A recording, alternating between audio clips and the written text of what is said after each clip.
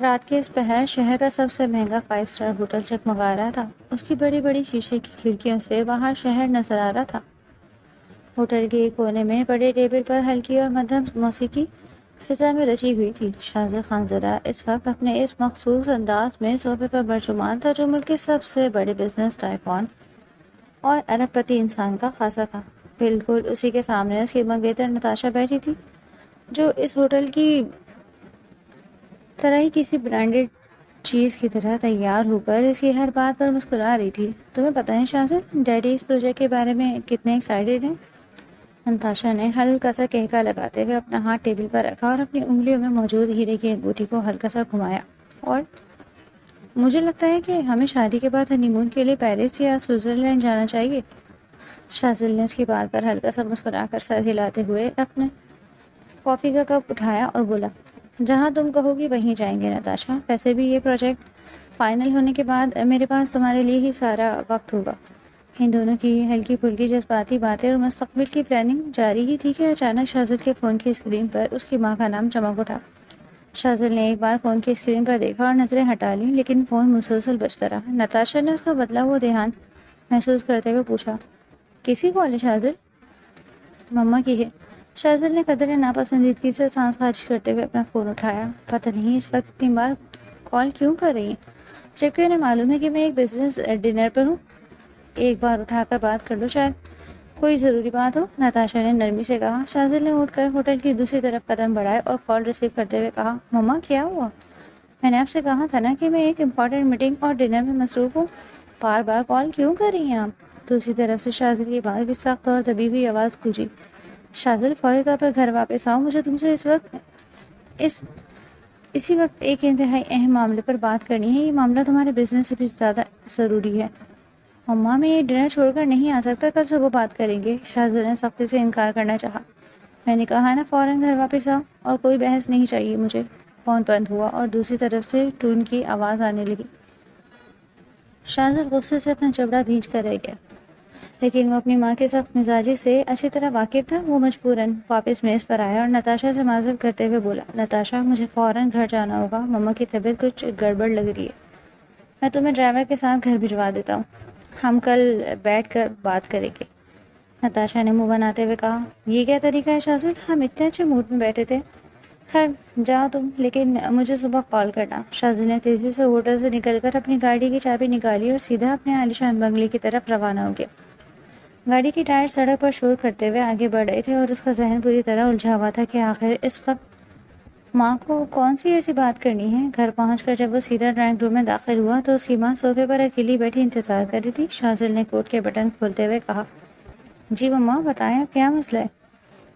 ایسا کون سا پہاڑ ٹوٹ پڑا جو آپ نے مجھے اس طرح آدھے راستے سے بلا لیا؟ شاذل کی ماں نے اپنی جگہ سے اٹھ کر اس کی طرف دیکھا اور دو ٹوک لہجے میں بولی، میں نے جو تم سے کچھ دن پہلے بات کی تھی، اب مجھے اس کا صاف اور حتمی جواب چاہیے۔ تم اس رشتے کو ختم کر رہے ہو اور شادی اب نتاشا سے نہیں ہوگی۔ شاذل ایک لمحے کے لیے شش و پنج میں مبتلا ہو گیا۔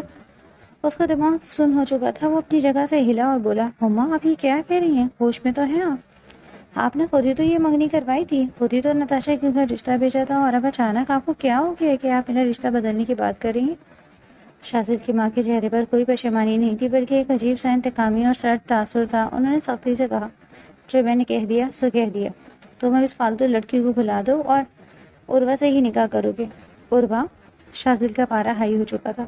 اس نے اونچی آواز میں کہا، میں عروہ کو جانتا تک نہیں، میرا ایسا کوئی تعلق نہیں، میں کیوں اسے شادی کروں گا؟ میری زندگی ہے یہ، میں نے نتاشا کو سلیکٹ کیا ہے اور میری شادی اسی سے ہوگی۔ میں اس پاگل پن کا حصہ نہیں بن سکتا، میں صاف انکار کرتا ہوں اس شادی سے۔ دونوں کے درمیان مزید شدید بحث اور تلخ کلامی شروع ہو گئی تھی۔ شاذل کی آواز بنگلے کے در و دیوار میں گونج رہی تھی، لیکن ماں کے چہرے کی سختی ذرا بھی کم نہیں ہوئی تھی۔ جب شاذل غصے سے پیر پٹکتا ہوا اپنے کمرے میں چلا گیا اور گھر میں مکمل سناٹا چھا گیا تو زاہدہ بیگم آہستہ آہستہ چلتے ہوئے اپنے کمرے میں آئی۔ انہوں نے الماری کا لاک کھول کر ایک پرانی دھندلی سی تصویر نکالی۔ اس تصویر میں ایک جوان لڑکی ہنس رہی تھی جو ہو بہو عروہ کی طرح تھی۔ زاہدہ بیگم نے اس تصویر کو اپنے سینے سے قریب کیا اور نفرت اور غصے سے کانپتی ہوئی آواز میں خود سے بولی، شاذل تم جتنی مرضی بغاوت کر لو، لیکن تمہاری زندگی اب میری مرضی سے چلے گی۔ یہ اس بدلے کا پہلا قدم ہے جو میں نے برسوں پہلے سوچا تھا۔ کچھ دیر بعد شہر کی چکا چوند اور اونچی عمارتوں سے دور ایک پرسکون محلے میں عروہ کا چھوٹا سا گھر تھا۔ عروہ اس وقت اپنے کمرے میں بیٹھی ایک ڈائری میں کچھ لکھ رہی تھی۔ اس کا چہرہ معصوم، آنکھیں بڑی اور پرسکون تھی اور اس کے لبوں پر ہمیشہ ایک ہلکی سی مسکراہٹ رہتی۔ وہ ایک سلجھی ہوئی، پڑھی لکھی اور انتہائی باوقار لڑکی تھی جو اپنی چھوٹی سی دنیا میں بہت خوش تھی۔ اچانک دروازے پر دستک ہوئی تو عروہ کے والدہ نے جا کر دروازہ کھولا۔ باہر ان کے دور کے ایک رشتہ دار کھڑے تھے جو شہر کے ایک بہت بڑے اور امیر خاندان کا پیغام لے کر آئے تھے۔ جب انہوں نے ملک شاذل خانزادہ کا رشتہ عروہ کے لیے مانگا تو پورا گھر خوشی سے جھوم اٹھا۔ عروہ کی ماں کے منہ سے بے ساختہ نکل گیا، اتنے بڑے اور دولتمند گھر کا رشتہ؟ ہماری عروہ تو واقعی بہت خوش نصیب ہے۔ عروہ خود بھی ایک کونے میں کھڑی یہ سب سن کر دنگ رہ گئی تھی۔ وہ تو اس انسان کو جانتی تک نہیں تھی، لیکن پھر بھی اس کے دل میں ایک انوکھی سی خوشی اور ہلکی سی گھبراہٹ دور ہو گئی۔ کچھ ہی دنوں میں گھر میں شادی کی تیاری شروع ہو گئی۔ چھوٹا سا گھر مہمانوں کی آمد و رفت سے گہما گہمی کا شکار ہو گیا۔ شادی کی تاریخ طے ہو گئی اور وہ دن بھی آ گیا جب عروہ کو سرخ جوڑے میں دلہن بنا کر سجا دیا گیا۔ شادی کا بڑا سا ہال پھولوں اور رنگ برنگی روشنیوں سے چکمگا رہا تھا، جہاں ملک بھر کے بڑے بڑے بزنس مین لوگ موجود تھے۔ شاذل خانزادہ اس تقریب میں موجود ہو کر بھی موجود نہیں تھا۔ اس کی ماں نے آخرکار اسے باپ کی قسم دے کر اپنی بات منوا لی تھی، مگر اس نے نتاشا سے بھی وعدہ کیا تھا کہ ایک دن وہ سب ٹھیک کر دے گا۔ اس نے سیاہ رنگ کا مہنگا ترین سوٹ پہن رکھا تھا اور اس کے چہرے کے تیکھے نگوش پر کوئی مسکراہٹ نہیں تھی، بلکہ ایک سرد اور پتھر کسی بے رخی چھائی ہوئی تھی۔ جب اسٹیج پر نکاح کی رسم شروع ہوئی اور مولوی صاحب نے شاذل سے پوچھا کہ آپ کو یہ نکاح قبول ہے، تو شاذل نے ایک سرد آہ بھر کر اپنی نگاہیں اٹھائیں اور بے دلی سے بولا، ہاں قبول ہے۔ اس کی آواز میں وہ خوشی یا جوش نہیں تھا جو عام طور پر ایک دلہا کے لہجے میں ہوتی ہے۔ اس نے نکاح نامے پر دستخط کرتے ہوئے پین کو اتنی زور سے پکڑا کہ اس کی انگلیاں سفید ہو گئیں، اور پھر عروہ سے بھی اقرار کروا لیا گیا۔ دلہن کے بھاری جوڑے میں ملبوس کانپتے ہاتھوں سے وہ اپنے دل کو تھامے ہوئی تھی۔ اس کا دل بری طرح دھڑک رہا تھا۔ اسے لگ رہا تھا کہ اس کی زندگی میں کوئی بہت بڑا طوفان آنے والا ہے۔ نکاح کی رسمیں ختم ہونے کے بعد جب رخصتی کا وقت آیا تو عروہ کے والدین کی آنکھوں میں آنسو آ گئے۔ عروہ نے روتے ہوئے اپنی ماں کو گلے سے لگا لیا۔ اس کا دل بیٹھ رہا تھا، لیکن وہ مجبور تھی۔ جب وہ رخصت ہو کر شاذل کی گاڑی میں بیٹھی تو شاذل پورے راستے گاڑی کی کھڑکی سے باہر سڑک پر دوڑتی لائٹس کو دیکھتا رہا۔ اس نے راستے میں ایک لفظ بھی عروہ سے نہیں بولا۔ گاڑی کے اندر کا ماحول اتنا بوجھل اور سرد تھا کہ عروہ کی سسکیاں بھی گلے میں ہی گھٹ کے رہ گئی، اور سب سے بڑی بات کہ اس نے اب تک اپنے شوہر کو دیکھا ہی نہیں تھا۔ بنگلے کے گیٹ پر گاڑی رکی تو ملازمین نے پھولوں کی پتیاں نچھاور کی۔ شاذل نے گاڑی کا دروازہ خود کھولا اور آگے بڑھ گیا۔ پیچھے پیچھے عروہ اپنے بھاری لہنگے کو سنبھالتی ہوئی اندر داخل ہوئی۔ اندر کا ہال شاندار تھا، لیکن وہاں شاذل کی ماں کے چہرے پر ایک عجیب سی مغروب اور کامیاب مسکراہٹ تھی۔ انہوں نے عروہ کو دیکھ کر صرف رسمی سا منہ بنایا اور ملازموں کو اشارہ کرتے ہوئے بولی، لے جاؤ اسے اوپر والے کمرے میں، یہ تھک گئی ہوگی۔ شاذل ایک لمحے کے لیے بھی وہاں نہیں رکا اور سیدھا اپنی اسٹڈی روم کی طرف نکل گیا۔ عروہ اکیلی بوجھل دل کے ساتھ سیڑھیاں چڑھ کر اس کمرے کی طرف بڑھ گئی جو اب اس کی نئی زندگی کا آغاز ثابت ہونے والا تھا۔ کمرے کا دروازہ اندر سے بند ہو چکا تھا اور ہلکی پیلے رنگ کی مدھم روشنی پورے کمرے میں پھیلی ہوئی تھی۔ عروہ سرخ جوڑے میں ملبوس زیورات سے لدی ہوئی تھی، بیٹھ کے ایک کونے پر سہم کر بیٹھی تھی۔ اس کے ماتھے پر سجا جھومر بار بار اس کی آنکھوں میں آ رہا تھا، لیکن وہ اسے ہٹانے کی بھی ہمت نہیں کر پا رہی تھی۔ کمرے میں خاموشی اتنی گہری تھی کہ کھڑکی کی ٹک ٹک بھی صاف سنائی دے رہی تھی۔ اس کا دل بار بار کہہ رہا تھا کہ اس کا شوہر آئے گا، اس کے ماتھے سے گھونگھٹ اٹھائے گا اور کوئی اچھی بات کہے گا، لیکن حقیقت اس کے بالکل برعکس تھی۔ کمرے کا دروازہ زور سے کھلا اور شاذل اندر داخل ہوا۔ اس کے چہرے پر غصے اور بیزاری کی لکیریں اتنی گہری تھیں کہ انہیں دیکھ کر کوئی بھی ڈر جائے۔ اس نے اپنے کوٹ کے بٹن ایک جھٹکے سے کھولے، ٹائی کھینچ کر بیڈ پر پھینکی اور غصے سے عروہ کی طرف دیکھا۔ اس کی آنکھوں میں نفرت اور غصے کے شعلے بھڑک رہے تھے۔ وہ تیز قدموں سے چلتا ہوا عروہ کے بالکل سامنے آ کر کھڑا ہو گیا اور ایک تلخ اور کاٹدار لہجے میں بولا، تم اچھی طرح جان لو کہ میں یہ شادی ہرگز نہیں چاہتا۔ میری ایک منگیتر تھی نتاشا، میں اس سے محبت کرتا تھا۔ میری ماں نے زبردستی میرا یہ نکاح تم سے کروا دیا ہے، تمہاری وجہ سے میری پوری زندگی برباد ہو گئی۔ عروہ کا دل دہل گیا، اس کے پیروں کے نیچے سے زمین نکل گئی، اس کی آنکھوں سے آنسو ٹوٹ کر گالوں پر بہہ نکلے۔ اس کا سانس رکنے لگا تھا اور وہ کانپتی ہوئی آواز میں گھونگھٹ کے اندر سے بولی، مجھے اس بارے میں کچھ بھی نہیں بتایا گیا۔ خدا کی قسم مجھے نہیں معلوم تھا کہ آپ کی زندگی میں کوئی اور ہے، اور اس سب میں میرا کوئی قصور نہیں۔ شاذل نے طنزی انداز میں منہ موڑتے ہوئے بولا، قصور ہو یا نہ ہو، حقیقت یہی ہے کہ تم اس گھر میں صرف ایک زبردستی کی مصیبت بن کر آئی ہو، اور میں تمہیں کبھی اپنی بیوی کا درجہ نہیں دوں گا۔ شازل کا یہ زہر آلود جملہ سن کر عروہ اندر تک ٹوٹ گئی۔ اس نے اپنے دونوں ہاتھوں سے اپنا چہرہ چھپا لیا اور پھوٹ پھوٹ کر رو پڑی۔ اس کی ہچکیاں کمرے کے سناٹے میں گونج رہی تھیں، لیکن شازل کے پتھر دل پر ذرا سا بھی اثر نہیں ہوا۔ وہ وہاں سے اٹھ کر واش روم میں چلا گیا۔ کمرے میں پانی کے گرنے کی آواز آنے لگی اور عروہ وہیں بیٹھ کے ایک کونے میں سہم کر بیٹھ گئی۔ اس کی پہلی رات خوشیوں کے بجائے آنسوؤں اور سسکیوں کی نثر ہو گئی تھی۔ یہ کوئی رومانٹک اور خوبصورت پہلی رات نہیں تھی، بلکہ ایک خوفناک جذباتی کشمکش تھی جس میں دونوں اندر سے کٹ رہے تھے۔ رات کا آخری پہر شروع ہو چکا تھا جب شازل باہر نکلا۔ وہ آ کر بیٹھ کے دوسرے کونے پر لیٹ گیا۔ دونوں کے درمیان ایک طویل اور سرد خاموشی حائل تھی، لیکن پھر کچھ دیر بعد اندھیرے میں شازل نے غصے میں آ کر اپنا حق اس معصوم سے قبول کر لیا۔ صبح ابھی پوری طرح نہیں اتری تھی کہ کمرے کی لائٹس بھی آف تھیں کہ اچانک شازل کا موبائل فون بج اٹھا۔ اس نے غصے سے فون اٹھایا۔ دوسری طرف اس کے آفس کا مینیجر سخت پریشان کے لہجے میں بولا، سر بہت بڑا مسئلہ ہو گیا ہے، ہمارے دوسرے شہر والے پروجیکٹ کی سائٹ پر ورکرز نے ہڑتال کر دی اور سارا سسٹم خراب ہو رہا ہے۔ آپ کو فوراً یہاں آنا ہوگا ورنہ کروڑوں کا نقصان ہو جائے گا۔ شازل نے غصے سے بھرا ہوا سانس لیا۔ اس نے بیڈ سے چھلانگ لگائی اور تیزی سے اپنے کپڑے اٹھا کر وارڈروب کی طرف بڑھا۔ اس کے چہرے پر ٹینشن اور غصہ صاف دکھائی دے رہا تھا اور وہ اس گھر میں ایک دن بھی سکون سے نہیں رہ پایا۔ اس نے بیگ میں اپنے ضروری کاغذات اور کپڑے ٹھونسنا شروع کر دیے اور تیزی سے دروازے کی طرف بڑھتے ہوئے سرد توک لہجے میں عروہ سے بولا، مجھے ایک انتہائی ضروری کام سے دوسرے شہر جانا پڑا، اس لیے یہاں میرے پیچھے کوئی تماشا نہیں ہونا چاہیے۔ واپس آ کر میں خود اس سارے معاملے کا فیصلہ کروں گا کہ تمہارے آگے کیا کرنا ہے۔ عروہ نے بھرائی ہوئی آواز میں کہا، آپ کب تک واپس آئیں گے؟ لیکن شازل نے اس کی بات کا کوئی جواب دینا بھی گوارا نہیں کیا۔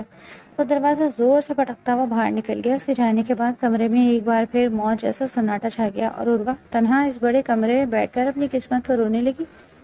اسے اچھی طرح معلوم تھا کہ شازل کا یہ جانے والا قدم اس کی زندگی کو مزید کسی اندھیرے میں دھکیلنے والا ہے، اور پھر وہ کمرے میں ادھر ادھر دیکھنے لگی کہ کہیں سے اس کی تصویر مل جائے تاکہ وہ اپنے مجرم کا چہرہ تو دیکھ سکے، جو اس نے ابھی اندھیرے کی وجہ سے نہیں دیکھا تھا کیونکہ لائٹس آف تھیں۔ شہر سے دور دوسرے شہر کی فیکٹری اور پروجیکٹ کی سائٹ پر کام کا دباؤ اس قدر زیادہ تھا کہ دن رات کا فرق ہی مٹ چکا۔ شازل دن بھر میٹنگز، ورکرز کے مسائل اور کروڑوں کے نقصانات کو بچانے کے دھوپ میں الجھتا رہا۔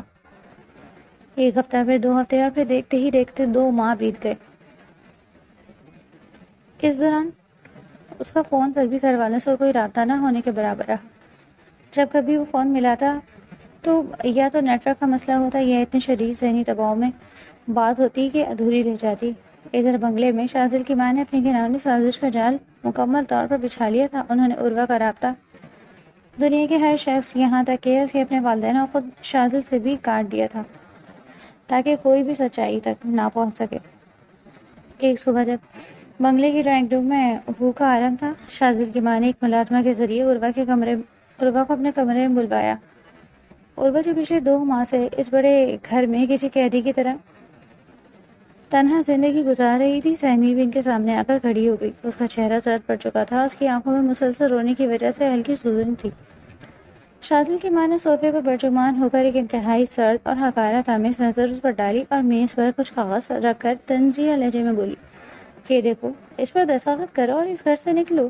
عروہ نے کانپتے ہاتھوں سے وہ کاغذات اٹھائے اور پڑھنے لگی۔ اس کی آنکھیں پھٹی کی پھٹی رہ گئی۔ وہ خلا کے کاغذات تھے جن پر درج تھا کہ وہ شازل سے الگ ہو رہی ہے۔ عروہ کا دل دہل گیا۔ اس کے منہ سے بے ساختہ نکلا، خلا؟ میں نے تو ایسی کوئی بات نہیں کی۔ شازل تو خود کہہ کر گئے تھے کہ وہ واپس آ کر فیصلہ کریں گے، میں یہ سائن کیوں کروں گی؟ شازل کی ماں نے اپنی جگہ سے اٹھ کر ایک قدم اس کی طرف بڑھایا اور زہر میں بجھے لہجے میں بولی، تمہاری اوقات ہی کیا ہے جو شازل تمہارے بارے میں سوچے گا؟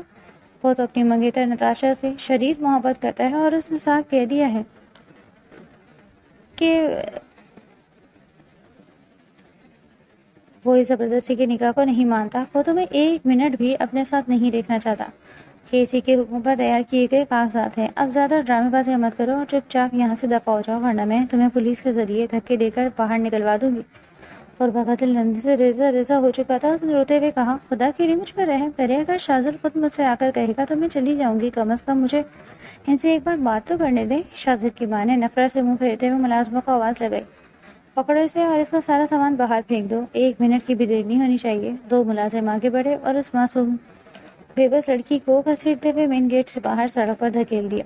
عروا کا ایک چھوٹا سا بیگ سڑک پر گر گیا اور وہیں کھڑے ہو کر وہ پھوٹ پھوٹ کر رو پڑی۔ اس کے پاس اپنے والدین کے گھر جانے کا راستہ بھی بند تھا، کیونکہ وہ اپنے خاندان کی عزت کو داغدار نہیں کرنا چاہتی تھی۔ وہ روتے ہوئے وہاں سے اٹھی اور قریبی ایک ہاسٹل کی طرف پیدل چل دی، جہاں اس نے ایک چھوٹا سا کمرہ کرایہ پر لے کر اپنی نئی اکیلی اور تنہائی انتہائی تکلیف دہ زندگی کا آغاز کیا۔ وہ چھوٹی سی جاب کرنے لگی تھی۔ دوسری طرف 2 ماہ کا طویل عرصہ گزرنے کے بعد شاذر کا پروجیکٹ مکمل ہو چکا تھا اور وہ ایک بڑی کامیابی کے ساتھ واپس اپنے شہر لوٹا۔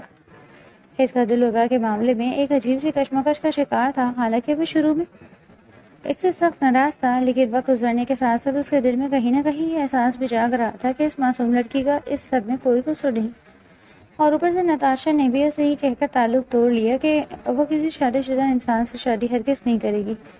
کار سے اتر کر جب وہ تیز قدموں سے اپنے بنگلے کے اندر داخل ہوا تو اس نے سب سے پہلے ملازم سے پوچھا، عروا کہاں ہے؟ اسے کہو کہ مجھ سے آ کر ملے۔ ملازم نے گھبرا کر سر جھکا لیا اور ڈرتے ہوئے بولا، سر وہ تو 2 ماہ پہلے ہی گھر چھوڑ کر جا چکی ہیں۔ شاذر کے قدم وہیں جم گیا، اس کا خون کھول اٹھا۔ اس نے غصے سے آگے بڑھ کر ملازم کا گریبان پکڑ لیا اور دھاڑتے ہوئے بولا، کیا بکواس کر رہے ہو تم؟ میری بیوی گھر چھوڑ کر کہاں جائے گی؟ کیا مطلب ہے تمہارا؟ شور سن کر شاذر کی ماں فوراً وہاں آ گئی۔ ان کے چہرے پر بناوٹی پریشانی اور غصہ سجا ہوا تھا۔ انہوں نے آگے بڑھ کر شاذر کا ہاتھ ملازم کے گریبان سے چھڑایا اور سخت لہجے میں بولی، کیوں اس قریب پر چلا رہے ہو شاذر؟ سچائی یہ ہے کہ وہ لڑکی شروع سے ہی لالچی اور خود غرض تھی۔ جب تم دوسرے گھر گئے تو وہ یہاں روز روز جھگڑا کرتی اور پھر خود ہی عدالت سے خلا کے کاغذات تیار کروا کے اپنی مرضی سے اس گھر سے بھاگ گئی۔ شاذر کا دماغ سن ہو چکا تھا اور اس کی آنکھیں سرخ ہو چکی تھیں اور وہ پاگلوں کی طرح چلا اٹھا، جھوٹ بول رہے ہیں آپ، عروا ایسی لڑکی نہیں تھی۔ اگر اسے جانا نہیں تھا تو وہ کم از کم مجھ سے ایک بار تو بات کرتی۔ وہ مجھ سے پوچھے بغیر کیسے جا سکتی ہے؟ شاذر کی ماں نے بہت مہارت سے جھوٹ کا پردہ ڈالتے ہوئے کہا، اب اس روپیہ کمانے والی اور ڈرامے باز لڑکی کے بارے میں سوچنا بند کرو۔ شاذر نے غصے سے اپنے بال نوچ ڈالے اور ذلت اور دانت پیستے ہوئے کہا، میں اس کا پتہ لگاؤں گا، میں دیکھوں گا کہ وہ کہاں گئی اور کیوں گئی۔ لیکن وہ اس بات سے بالکل بے خبر تھا کہ اس وقت عروا نہ صرف اس گھر سے دور ایک ہاسٹل میں قسم پرسی کی زندگی گزار رہی ہے، بلکہ وہ اس کے اپنے بچے کی ماں بھی بننے والی ہے۔ اور یہ سچائی ان دونوں کی زندگی میں ایک ایسا طوفان لانے والی تھی جس کا کسی کو اندازہ نہیں تھا۔ وقت نے عروا کی زندگی کو ایک بالکل ہی نئے اور کٹھن امتحان میں ڈال دیا۔ ہاسٹل کے اس تنگ و تاریک کمرے کی 4 دیواری کے اندر، جہاں تنہائی اور بے بسی کے سائے گہرے ہوتے جا رہے تھے، عروا نے اپنی زندگی کے سب سے مشکل دن اکیلے ہی کاٹے۔ حالات نے اس کے کندھوں پر ایک اور بہت بڑی ذمہ داری ڈال دی تھی۔ وقت کی گردش کے ساتھ اس کے ہاں ایک معصوم سے بچے کی پیدائش ہوئی، جس کی شکل ہو بہو شاذر خانزادہ سے ملتی تھی۔ اب اس کی چھوٹی سی دنیا اس سنی جان کے گرد گھومتی، لیکن اس معصوم کی پرورش اور 2 وقت کی روٹی کا بندوبست کرنا ایک اکیلی ماں کے لیے پہاڑ جیسا کام تھا۔ نہ کوئی سہارا، نہ خاندان کا ساتھ اور نہ ہی شوہر کا ساتھ۔ عروا نے دن رات مختلف جگہوں پر کام کیا۔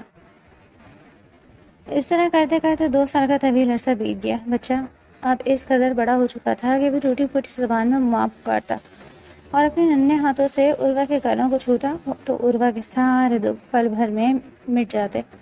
لیکن قسمت کا ایک اور بار اس کا انتظار کرا تھا۔ جس چھوٹی سی پرائیویٹ فرم میں عروا پچھلے کچھ مہینے سے نوکری کر رہی تھی، فنڈز کی کمی اور نقصان کی وجہ سے اچانک وہ کمپنی ہمیشہ کے لیے بند ہو گئی۔ مالک نے ہاتھ کھڑے کر دیے اور تمام ملازمین کو ایک ہی جھٹکے میں فارغ کر دیا۔ عروا کا دل کھول اٹھا۔ اس کے پاس جمع پونجی کے نام پر اب بمشکل چند ہزار روپے ہی بچے تھے اور اگلے مہینے کا کرایہ اور بچے کا دودھ لانا بھی ایک ناممکن کام بن چکا تھا۔ وہ روتی ہوئی اپنے کمرے میں آئی، اپنے بیٹے کو گود میں اٹھایا اور اس کے ماتھے پر بوسہ دیا، خود سے بولی، میرے بچے، میں تمہیں بھوکا نہیں مرنے دوں گی، تمہاری ماں ابھی زندہ ہے۔ اگلے ہی دن عروا نے اپنے تمام پرانے کاغذات، ڈگریوں کی فائل اور سی وی ایک پیکٹ میں بند کی، بچے کو ساتھ لیا اور شہر کی ایک بڑی اور نامور فرم کی طرف روانہ ہو گئی، جہاں ایک اسسٹنٹ کی جاب کے لیے انٹرویو رکھا گیا تھا۔ شہر کی اس بلند و بالا اور شاندار شیشے کی عمارت کے باہر ہزاروں لوگوں کی بھیڑ لگی ہوئی تھی، جہاں ملک بھر سے بڑے بڑے تجربے کار لوگ جاب کے لیے آئے ہوئے تھے۔ عروا کے چہرے پر ایک عجیب سا خوف اور پختہ ارادہ ساتھ ساتھ چل رہا تھا۔ وہ ایک ہاتھ سے اپنے بچے کو سنبھالے ہوئی تھی جو اس ماحول سے ڈر کر اس کے گلے سے لگا ہوا تھا، اور دوسرے ہاتھ میں وہ اپنی جاب اپلیکیشن کی فائل تھامے ریسیپشن کی طرف بڑھ رہی تھی۔ عروا نے ریسیپشن سے ڈرتے ہوئے پوچھا، السلام علیکم، کیا یہاں اسسٹنٹ کی پوسٹ کے لیے انٹرویو ہو رہا ہے؟ ریسیپشنسٹ نے اوپر نظر اٹھا کر اسے سادہ گھری اور گود میں اٹھائے بچے کو دیکھا، پھر ایک سرد مسکراہٹ کے ساتھ بولی، جی فارم بھر کر اس ہال میں بیٹھ جائیں، آپ کی باری آ جائے گی۔ عروا شکریہ ادا کرتی ہوئی جا کر ایک کونے کی کرسی پر بیٹھ گئی اور اپنے بیٹے کے سر پہ ہاتھ پھیرنے لگی۔ بالکل اسی وقت اس عمارت کی سب سے اوپر والی منزل سے شاذل خانزادہ لفٹ کے ذریعے نیچے لابی کی طرف آ رہا تھا۔ پچھلے 2 سال سے شاذل کے اندر ایک عجیب سا بدلاؤ آ چکا تھا۔ وہ پہلے سے زیادہ سنجیدہ، خاموش اور اپنے کام میں ڈوب جانے والا انسان بن گیا تھا، لیکن اس کے دل کے کسی کونے میں وہ پرانی خواہش ابھی زندہ تھی کہ عروا اسے بغیر بتائے کیوں گئی۔ آج اس کی کمپنی کے مین برانچ میں ایک اہم میٹنگ تھی اور وہ خود نیچے ہال میں آ رہا تھا۔ شاذل جب لابی سے گزرتا ہوا کانفرنس ہال کے شیشے کے دروازے کے پاس پہنچا تو اس کی نظر اچانک کونے میں بیٹھی ہوئی ایک سادہ سی عورت پر پڑی جس نے ایک بچے کو اپنی آغوش میں چھپا رکھا تھا۔ شاذل کے قدم وہیں رک گئے، اس کی سانسیں رک گئیں اور اس کی آنکھیں پھٹی کی پھٹی رہ گئی۔ اس نے اپنی پلکیں چپکا کر دوبارہ دیکھا اور وہ کوئی اور نہیں بلکہ عروا تھی۔ اس کا چہرہ ہلکا سا زرد اور تھکن زدہ تھا، لیکن اس کے تیکھے نقوش وہی تھے جو 1.5 سال پہلے اس کے بنگلے سے غائب ہوئے تھے۔ شاذل کا خون اس کی رگوں میں برف بن گیا، اس کا دل زور زور سے دھڑکنے لگا اور وہیں کھڑے کھڑے اس کے منہ سے بے ساختہ نکلا، عروا یہ یہاں کیا کر رہی ہے؟ کمپنی کے شیشے کے بڑے ہال میں ہلکی سی گہما گہمی تھی، مگر شاذل خانزادہ کے لیے وقت جیسے وہیں تھم گیا۔ اس کی نگاہیں کونے میں بیٹھی عروا پر ٹکی ہوئی تھی جو اپنے بچے کو پہلانے میں مصروف تھی۔ شاذل کے سینے میں ایک طوفان مچ گیا۔ اس کا دماغ اس انہونی کو ماننے کے لیے انکاری تھا جسے وہ پچھلے 2 سال سے خود غرض اور خلا لے کر بھاگ جانے والی عورت سمجھ رہا تھا۔ وہ آج اس کی اپنی کمپنی کے دروازے پر نوکری کی تلاش میں بیٹھی تھی۔ اس کے قدم بے اختیار آگے بڑھنے لگے، مگر اس نے خود کو روکا اور ایک پلر کی اوٹ میں کھڑے ہو کر اسے دور سے دیکھنے لگا۔ 2-3 دن تک شاذل کا یہی عالم رہا۔ وہ اپنے کیبن کی بڑی شیشے کی کھڑکی سے نیچے ریسیپشن اور کوریڈور میں نظر آنے والی اس ہلکی سی جھلک کو دیکھتا رہتا۔ عروا اب اس کمپنی میں بطور جونیئر اسسٹنٹ لگ چکی تھی۔ وہ پوری محنت اور خاموشی سے اپنا کام کرتی، کسی سے زیادہ بات نہ کرتی اور ہمیشہ ایک عجیب سی اداسی اس کے چہرے پر چھائی رہتی۔ شاذل جب بھی اس کے قریب سے گزرتا اس کا دل چاہتا کہ وہ رک کر اس سے پوچھے کہ اس نے ایسا کیوں کیا، لیکن اس کے اندر کا غرور اور ابھرتے ہوئے سوالات اسے روک لیتے۔ ایک روز شام کے وقت جب ملازم جا چکے تھے اور صرف چند لوگ موجود تھے، عروا اپنے ڈیسک پر کچھ فائلیں سمیٹ رہی تھی اور اس کا چھوٹا بیٹا پاس ہی صوفے پر کھیل رہا تھا۔ شاذل دھیرے سے چلتا ہوا اس کی طرف آیا۔ وہ بچہ کھیلتا ہوا اچانک لڑکھڑا کر گرا تو شاذل سے رہا نہ گیا۔ وہ فوراً آگے بڑھا اور جھک کر اس معصوم کو اٹھا لیا۔ جیسے ہی اس نے اس بچے کو اپنی گود میں لیا، اس کا دل دھک سے رہ گیا۔ اس بچے کی بڑی بڑی آنکھیں، اس کے تیکھے نقوش اور بال بالکل ہو شاذل کے اپنے بچپن کی تصویر تھی۔ شاذل کی سانسیں رک گئیں۔ اس نے بچے کے چہرے کو غور سے دیکھا اور پھر نظریں اٹھا کر سامنے کھڑی کانپتی ہوئی عروا کو دیکھا۔ اس کے دل میں ایک زبردست ہلچل مچ گئی۔ یہ بچہ، یہ تو ہبوہو میرا عکس ہے۔ اس واقعے کے بعد شاذل کے ذہن میں شک کے گھنے بادل منڈلانے لگے۔ وہ رات بھر اپنے کمرے میں اکیلا ٹہلتا رہا۔ اس کے دماغ میں عروا کا گھر چھوڑ کر جانا اور اب اس کا یوں اچانک سامنے آنا ایک فلم کی طرح چل رہا تھا۔ اس نے غصے میں آ کر اپنی الماری کھولی اور نکاح اور شادی کے وہ کاغذات دوبارہ نکالے جنہیں وہ پھینکنا چاہتا تھا۔ اس نے ایک ایک لفظ کو غور سے پڑھا۔ اچانک اس کے ذہن میں اپنی ماں کے کہے وہ جملے گونجے جو اس نے 2 سال پہلے کہے تھے کہ وہ خود خلا لے کر گئی ہے۔ شاذل کی آنکھوں میں ایک خطرناک چمک آ گئی۔ اس نے اپنے پرائیویٹ سیکرٹری کو فون ملایا اور سخت ترین لہجے میں حکم دیا، مجھے خفیہ طور پر تم سے ایک انتہائی اہم کام چاہیے۔ 1 گھنٹے کے اندر اندر مجھے اس بچے اور عروا کا تعلق کا سارا معاملہ کلیئر چاہیے۔ اگلے ہی دن شاذل کے خاص اور بھروسے مند بندے نے تمام خفیہ کارروائی مکمل کر کے ڈی این اے ٹیسٹ کے سیمپل لیب سے حاصل کر لیے۔ شاذل اپنے پرائیویٹ کیبن میں بیٹھا، اس کے ہاتھ میں وہ بند لفافہ تھا۔ اس کا دل اتنی زور سے دھڑک رہا تھا کہ جتنا زندگی کی کسی بزنس ڈیل کے وقت بھی نہیں دھڑکا۔ اس نے کانپتے ہاتھوں سے لفافہ کھولا اور اس پر لگی فائنل رپورٹ پر اپنی نظریں جماتی۔ رپورٹ کے الفاظ اس کی آنکھوں کے سامنے تیرنے لگے اور جب اس نے نیچے نتیجہ دیکھا تو اس کے ہاتھ سے کاغذ چھوٹ کر میز پر گر گیا۔ D N A test positive تھا۔ وہ بچہ اور کوئی نہیں بلکہ اس کا اپنا خون، اس کی اپنی اولاد تھا اور وہ پچھلے 2 سال سے اندھیرے میں رکھا گیا۔ شاذل کا خون کھول اٹھا، اس کے چہرے کی رگیں تن گئی اور غصے سے اس کی آنکھیں سرخ ہو گئیں۔ وہ اپنی جگہ سے ایک طوفان کی طرح اٹھا، لفافہ اٹھایا اور سیدھا فلور کی طرف دوڑا جہاں عروا اس وقت کام کر رہی تھی۔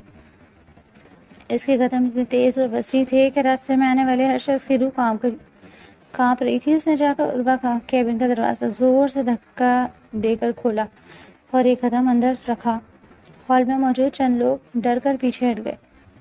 عروا نے جب اچانک شاذل کو اس حالت میں اپنے سامنے کھڑے دیکھا تو اس کا دل دہل گیا. اس کے ہاتھ سے فائل چھوٹ کر زمین پر گر گئی. وہ خوف سے ایک قدم پیچھے ہٹی. اس کی سانسیں رکنے لگیں اور اس سے پہلے کہ وہ کچھ بول پاتی شاذل آگے بڑھا. اس کی آنکھوں میں غصے اور بے پناہ جذباتی طوفان کے شعلے بھڑک رہے تھے. دوسری طرف عروا جو اپنے کام سے کام رکھتی، اس نے آج تک باس کو بھی نہیں دیکھا تھا، جو جونیئر اسسٹنٹ تھی، اسی لیے سارا کام کر کے اسسٹنٹ کے حوالے کر دیتی. اس نے ڈرتے ڈرتے کہا، کون ہے آپ کے بیٹے کا بایولوجیکل فادر.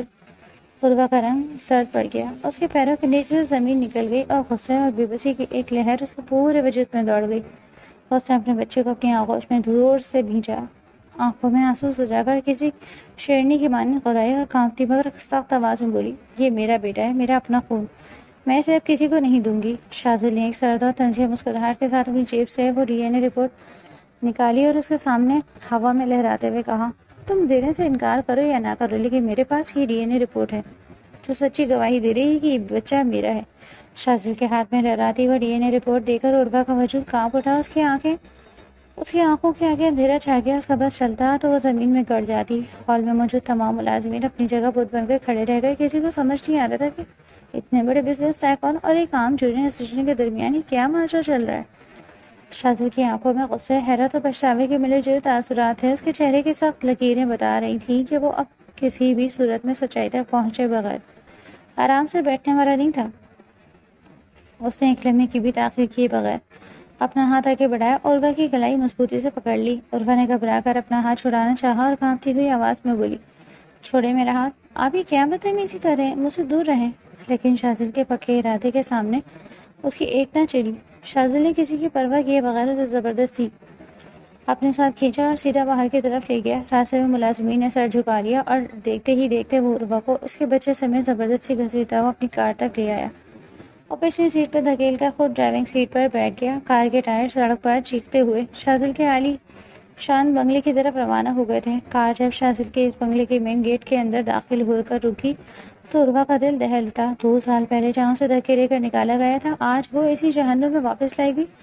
شاذل نے کار کا دروازہ زور سے کھولا. پچھلی سیٹ سے عروا کا بازو پکڑ کر اسے باہر نکالا اور سیدھا ڈرائنگ روم کے اندر لے گیا. بنگلے کے ملازم سہم کر ایک دوسرے کو ایک طرف ہو گئے. شاذل کی ماں جو اس وقت لاؤنج میں ہی موجود تھی، اچانک شاذل کو اس طرح ایک عورت اور بچے کے ساتھ گھر میں داخل ہوتے دیکھ کر دنگ رہ گئی. اس کے چہرے کا رنگ کافور ہو گیا. شاذل، یہ تم اسے یہاں کیوں اٹھا کر لے کر آئے ہو، اور یہ بچہ کون ہے؟ شاذل نے ایک طوفان کی سی رفتار سے آگے بڑھ کر وہ ڈی این اے رپورٹ اپنی ماں کے بالکل سامنے میز پر پٹک دی اور سرد اور کڑکدار لہجے میں بولا، یہ ہے وہ حقیقت جو آپ نے مجھ سے پچھلے 2 سال تک چھپائی. یہ میرا اپنا خون، میرا بیٹا، اور آپ نے جھوٹ بولا تھا کہ یہ خود کھلا لے کر بھاگ گئی، جبکہ اصل سچائی یہ ہے کہ آپ نے اس معصوم پر ظلم کر کے اسے گھر سے نکالا.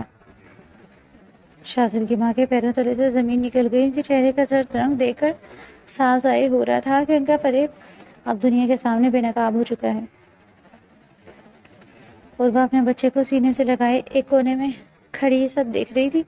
اس کی آنکھوں سے آنسو ٹوٹ کر گر رہے تھے اور اسے پہلی بار محسوس ہوا کہ برسوں کا درد اور ظلم آخرکار سچائی کی روشنی میں سامنے آ ہی گیا. شاذل کے بنگلے کے اس پرتعیش کمرے میں فضا ہمیشہ کی طرح بوجھل اور سرد تھی. عروا نے شاذل کے اس اصرار پر کہ وہ اپنے بچے کے ساتھ یہی رہے گی ہتھیار تو ڈال دیے، لیکن اس نے اپنی خودداری کو برقرار رکھنے کے لیے الگ کمرے میں رہنے کی شرط منوا لی. شاذل نے مجبوراً اس کی بات مان لی، مگر اس کے دل میں عروا کے لیے وہ پچھتاوا اور کھنچاؤ تھا جو روز بروز بڑھتا جا رہا تھا. گھر میں سب کچھ ہونے کے باوجود دونوں کے درمیان ایک اجنبیت برقرار تھی، جہاں الفاظ کم اور دل کی دھڑکنیں زیادہ باتیں کرتی تھیں. ایک شام جب ہلکی ہلکی بہار باہر برس رہی تھی اور ماحول میں ایک سندھی سی خوشبو رچی ہوئی تھی، عروا اپنے کمرے میں اکیلے بیٹھی تھی. اس کا بیٹا احیان کھلونوں سے کھیل رہا تھا کہ اچانک وہ اٹھا اور لڑکھڑاتا ہوا دروازے سے باہر نکل کر کوریڈور میں چلا گیا.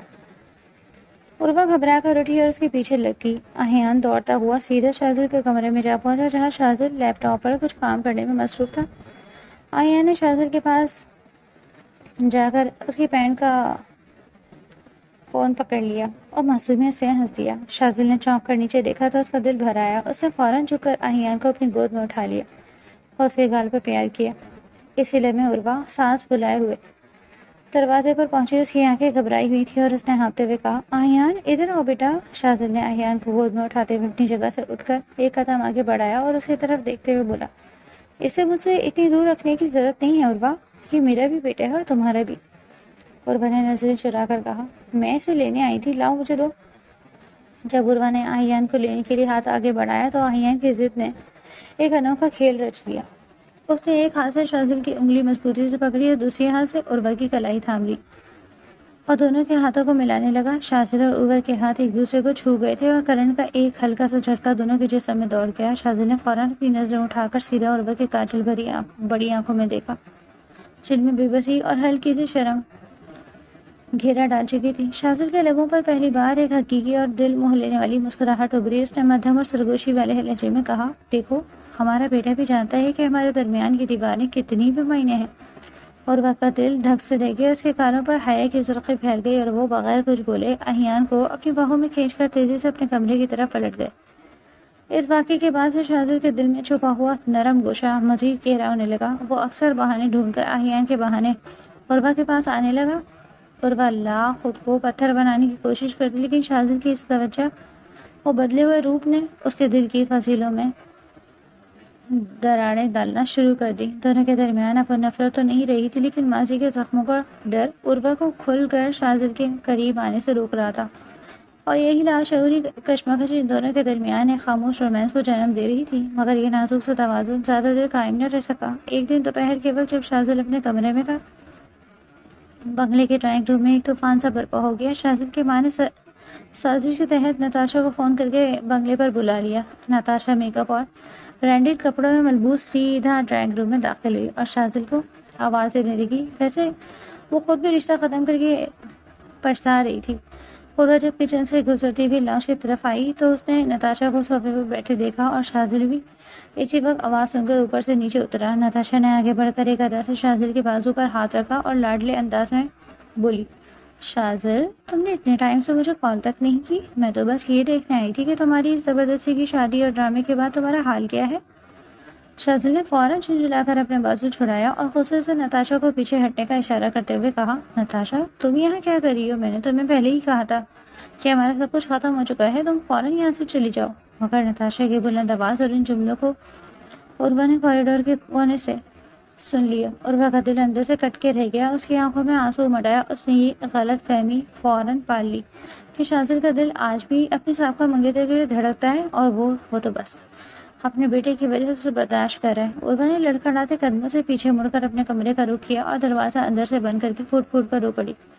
وہ یہ بالکل نہیں جانتی تھی کہ یہ نتاشا کا خود ساختہ تماشا تھا، جس کے پیچھے شاذل کی ماں کا ہاتھ تھا۔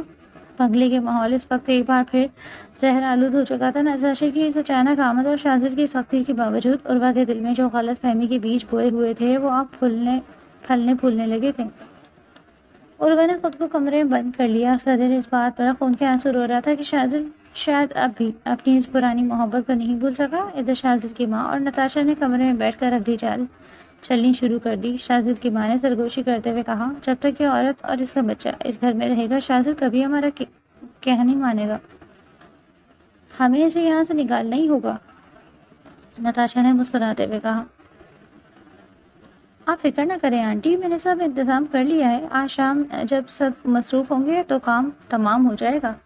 شاذل کا جب ملازمہ سے اس سازش کی بھنک پڑی تو اس کا خون کھول اٹھا۔ وہ تیزی سے اٹھ کر سیدھا عروہ کے کمرے کی طرف بڑھا۔ اس نے دروازے پر دستک دی، لیکن اندر سے کوئی جواب نہ ملنے پر اس نے خود ہی دروازہ دھکیل کر اندر داخل قدم رکھا۔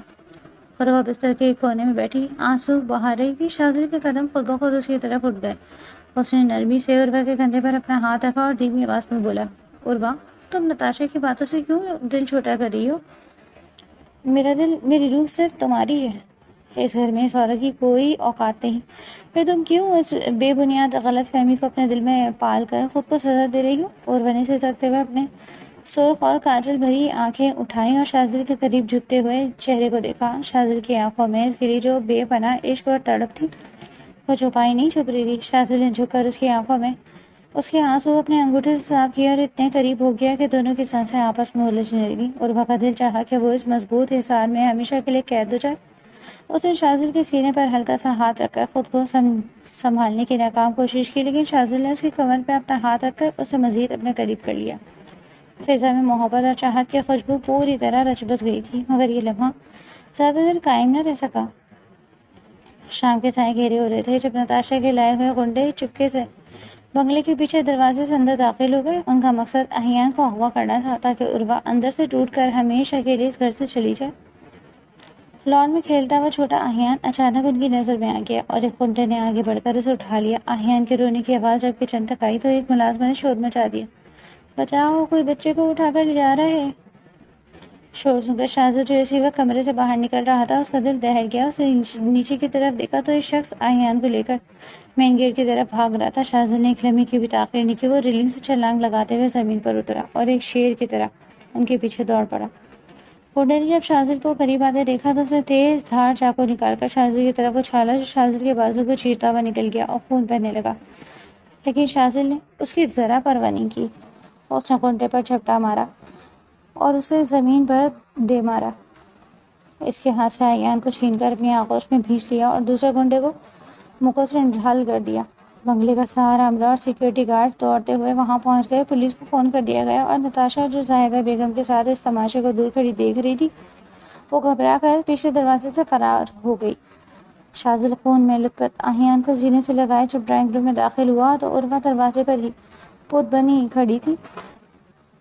اس نے جب شاہزاد کے بازو سے بہتا ہوا خون اور احیان کو دیکھا تو اس کا دل خوف سے بند ہونے لگا۔ وہ چیختے ہوئے آگے بڑھی، اس نے احیان کو شاہزاد کی گود سے لیا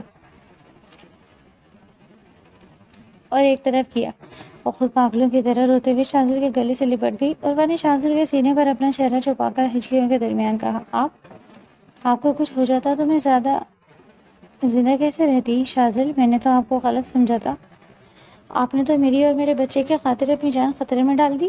شاہزاد کے لبوں پر درد کے باوجود ایک دلکش اور پرسکون مسکراہٹ پھیل گئی۔ اس نے اپنا خون آلود ہاتھوں سے عروہ کی کمر کو مضبوطی سے جکڑ لیا اور اس کے بالوں پر اپنے ہونٹ رکھ کر مدھم اور رسیلے لہجے میں سرگوشی کی، تمہاری اور احیان کی سانسوں سے ہی تو میری زندگی چلتی ہے عروہ، میں اپنی جان دے سکتا ہوں پر تمہاری آنکھ کا ایک آنسو بھی برداشت نہیں کر سکتا۔ ان کا یہ گلے ملنا اور دل کی دھڑکنوں کا یہ ملاپ ان کے درمیان کی تمام دوریوں کو ہمیشہ کے لیے مٹا چکا تھا اور محبت کی ایک نئی اور حسین صبح کا آغاز ہو چکا تھا۔ بنگلے کے بڑے ڈرائنگ روم میں اس وقت ایک عجیب سا سناٹا چھایا ہوا تھا جہاں ماضی کی دھن آہستہ آہستہ چھٹ رہی تھی۔ شاہزاد اپنے بازو پر پٹی باندھے صوفے کے قریب کھڑا تھا جبکہ عروہ اپنے بچے کو اٹھائے ایک کونے میں کھڑی ان تمام رازوں کے کھلنے کا انتظار کر رہی تھی جو برسوں سے دفن تھے۔ شاہزاد کی ماں صوفے پر سر جھکائے بیٹھی تھی، ان کے چہرے پر ہار مان لینے کی وہ تمام لکیریں صاف دکھائی دے رہی تھی جو جرم اور غلط فہمی کے بوجھ سے بنتی ہے۔ شاہزاد نے اپنی ماں کے سامنے آ کر انتہائی دھیمی مگر سوالیہ لہجے میں پوچھا، مما، آپ بتائیں بھی کہ آپ کی اس بے پناہ نفرت اور دشمنی کی اصل وجہ کیا ہے؟ کیوں آپ نے عروہ اور میرے ساتھ اتنا بڑا کھیل کھیلا؟ شاہزاد کی ماں نے کانپتی ہوئی نگاہیں اٹھائی اور ان کی آنکھوں میں آنسو تیر رہے تھے۔ انہوں نے رندی ہوئی آواز میں کہنا شروع کیا، یہ کہانی آج سے 20 سال پرانی ہے شاہزاد۔ عروہ کی ماں اور میں آپس میں دور کی کزن تھے، ہم دونوں کے درمیان ایک گہری دوستی تھی، لیکن ہمارے خاندان میں ایک تیسرا شخص تھا، تمہارے ماموں کا دوست، جس نے ہم دونوں میں سے عروہ کی ماں کو پسند کیا، لیکن اس کا رشتہ پہلے ہی طے تھا۔ جب رخسانہ نے خالد کو دھوکہ دیا تو وہ ٹوٹ گیا اور مجھے بھی نہ اپنایا، تو بس اسی دن سے میں یہ بدلہ لینا چاہتی تھی۔ عروہ نے جب یہ سب سنا تو اس کے منہ سے ایک حیرت بھری سسکی نکل گئی۔ اسے یقین نہیں آ رہا تھا کہ دو لوگوں کی اتنی بڑی تباہی کے پیچھے صرف ایک طرفہ محبت تھی جو زاہدہ بیگم کو خالص سے تھی۔ شاہزاد نے آگے بڑھ کر اپنی ماں کا ہاتھ اپنے ہاتھ میں لیا، اس کے دل میں غصے کی ایک جگہ اب ایک گہرا ترس اور افسوس آ چکا تھا۔ اس نے نرمی سے کہا، مما، نفرت نے ہمیں کیا دیا؟ صرف اپنوں سے دوری اور آنسو۔ اس سچائی کے کھلنے کے بعد فضا میں ایک بوجھل پن سا پھیل گیا، لیکن اس کے ساتھ ہی دلوں کے بوجھ بھی ہلکے ہو رہے تھے۔ شاہزاد کی ماں نے اپنی آنکھوں کے آنسو صاف کیا، وہ اپنی جگہ سے اٹھی، عروہ کے قریب آئی اور اس کا ہاتھ اپنے ہاتھ میں لے کر ٹوٹے ہوئے لہجے میں بولی، عروہ میری بچی، مجھے معاف کر دو، میں نے اپنے بدلے کی آنکھ میں ایک بے گناہ ماں اور اس کے بچے کی زندگی جہنم بنا دی، مجھ سے بہت بڑا گناہ ہو گیا۔ عروہ کا دل موم کی طرح پگھل چکا تھا، اس کی اپنی آنکھوں سے آنسو بہہ نکلے۔ اس نے آگے بڑھ کر شاہزاد کی ماں کو اپنے گلے سے لگا لیا اور محبت بھرے لہجے میں کہا، میں نے آپ کو دل سے معاف کر دیا آنٹی، نفرتیں دلوں کو اجاڑ دیتی ہیں اور زندگیاں ختم کر دیتی ہیں، اب ہمیں ان پرانے زخموں کو دفن کر کے ایک نئی شروعات کرنی چاہیے۔ ان دنوں کا اس طرح گلے ملنا دیکھ شاہزاد کی آنکھیں بھی چمک اٹھی تھیں۔ وہ مسکراتا ہوا آگے بڑھا اور اپنی ماں اور عروہ کو دونوں کو اپنی مضبوط باہوں کے حصار میں لے لیا۔ شاذل نے عروہ کے قریب جھک کر اس کے کان میں سرگوشی کی۔ دیکھا میری جان، آخرکار سچائی جیت ہی گئی اور اب ہمارے درمیان کوئی دیوار باقی نہیں رہی۔ شاذل کی سرگوشی پر عروہ کے گالوں پر حیا کی گہری سرخی پھیل گئی۔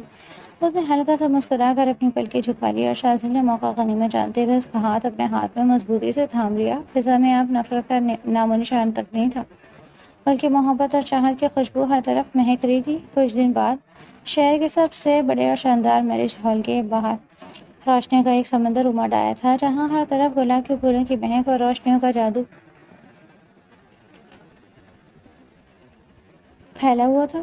یہ وہی رات تھی جس کا خواب عروہ نے کبھی نہیں دیکھا تھا، یا شاید وہ یہ سمجھ چکی تھی کہ اس کی تقدیر میں خوشیوں کے رنگ کبھی نہیں لکھے جائیں گے۔ آج شاذل خانزادہ نے اپنی زندگی کے اس سب سے بڑے ادھورے پن کو مکمل کرنے کا فیصلہ کیا۔ کوئی زبردستی نہیں، کوئی مجبوری نہیں، بلکہ پورے مان، عزت اور شاندار انداز کے ساتھ عروہ کو اپنے مان چکا تھا۔ اور آج اسی خوشی میں ولیمہ رکھا گیا۔ جب عروہ کو اسٹیج پر لایا گیا اور اس کی نظریں شاذل کی محبت سے بھرپور آنکھوں سے ملی تو وقت جیسے وہیں تھم گیا۔ دونوں نے روایتی طریقے سے ایک دوسرے کے سامنے بیٹھ کر باقاعدہ ادھوری رسمیں دوبارہ پوری کی، اور اس بار اس رشتے میں کوئی زبردستی یا بوجھ نہیں تھا، بلکہ دونوں کی رضامندی اور دل کی گہرائی سے نکلا ہوا اقرار شامل تھا۔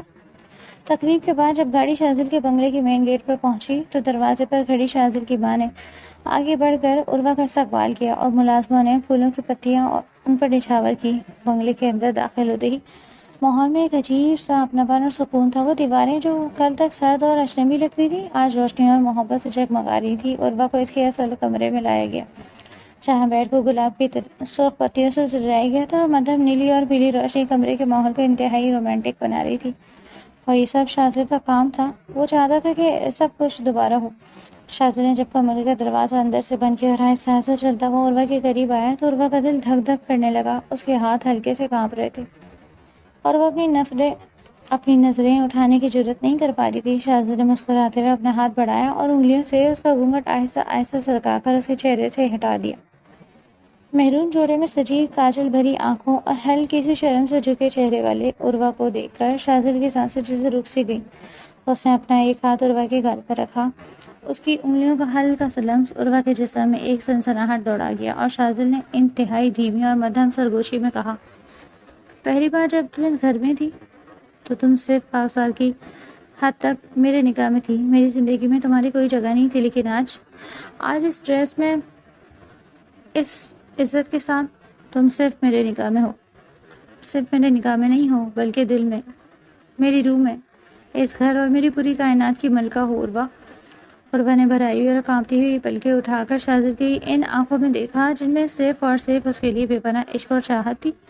اس کے لب ہلکے سے ہلے اور وہ مدھم آواز میں بولی، میں نے تو خود کو آپ کے نام کر دیا تھا شاذل، چاہے حالات جیسے بھی رہے ہوں، میرا دل ہمیشہ سے جانتا تھا کہ میرا اصل مقام وہی ہے۔